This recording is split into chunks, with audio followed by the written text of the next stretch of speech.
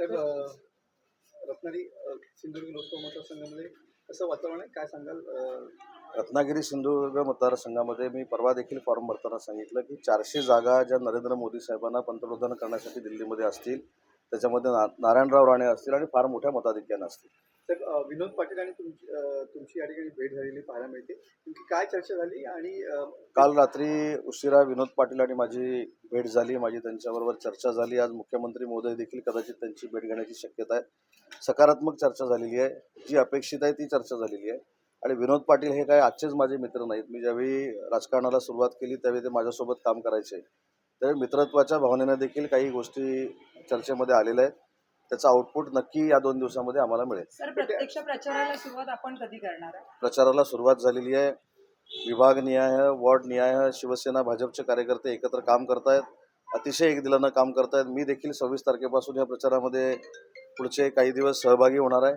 पण एक निश्चित आहे की जे वातावरण महाराष्ट्रामध्ये आहे त्या वातावरणामध्ये ही जागा देखील फार मोठ्या फरकानं निवडून येईल अशी शक्यता फार मोठ्या पद्धतीने निर्माण झालेली आहे. फक्त आता मताधिक्य किती मिळणार आहे हे मोजायचं आहे. तर विनायक असं म्हणतात की 2.5 लाखाच्या मतांनी आमचा विजय नक्की होईल. शेवटी प्रतिस्पर्धी उमेदवार हा माझा 2.5 लाखांना पराभव होईल असं कसं काय आपण अपेक्षा करू शकतो म्हणण्याची. शेवटी ते उमेदवार आहेत, ते 2.5 काय 5 म्हणतील, कदाचित ते हे पण म्हणतील जेवढं मतदान होईल ते सगळं मलाच पडणार आहे. त्यामुळे त्यांच्या वक्तव्यावर मी काय बोलणं योग्य नाही. पण आमचा उमेदवार फार मोठ्या मताधिक्यानं जिंकेल ही कार्यकर्त्यांच्या वतीनं मला खात्री आहे. रत्नागिरी विधानसभा आपला मतदारसंघ आहे, आपण याच्यात कितीचं लीड देऊ शकता? सांगण्यापेक्षा, पत्रकार परिषदेत बोलण्यापेक्षा 4 तारखेला दिसेल ना. आपल्या गाडीवर हल्ला झाला होता, तर त्याच्यामध्ये काय अपडेट मिळेल?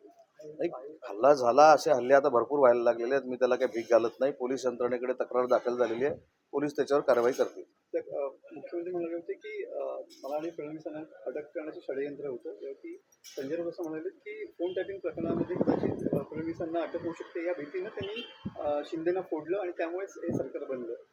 एकनाथ शिंदे साहेबांनी एका वर्तमानपत्रामध्ये काल जी मुलाखत दिलेली आहे ही तंतोतंत खरी आहे. कारण अनेक वेळा कॅबिनेटला देखील अधिकाऱ्यांना बाहेर काढून कोणावर कारवाई करायची ही चर्चा मागच्या मुख्यमंत्र्यांनी केलेली होती. याला मी साक्षीदार आहे. त्याच्यामुळं सकाळी 9:30 वाजता काय पत्रकार परिषद झाली ही मी बघितलेली नाही, मी बघत नाही आणि महाराष्ट्रातली जनता देखील बघत नाही.